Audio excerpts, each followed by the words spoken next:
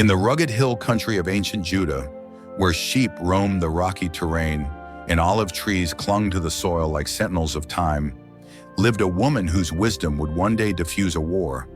Her name was Abigail. Her story is often overshadowed in Scripture, short, tucked into 1 Samuel 25. But it holds a mirror to timeless truths about pride and peacemaking, about foolishness and wisdom, and about what it means to act with courage when no one else will.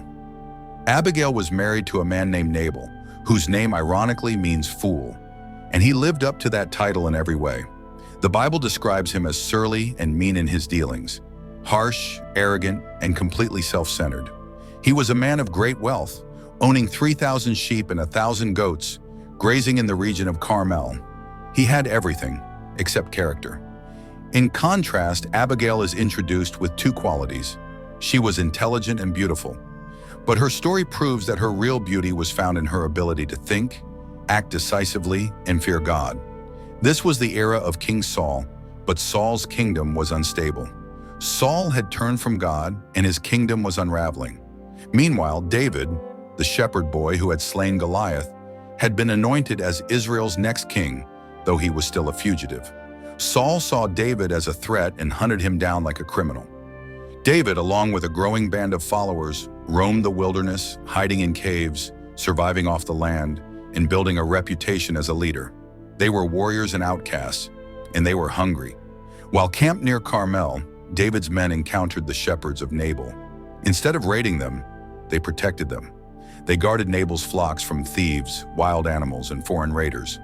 It was an unspoken agreement, protection in exchange for goodwill.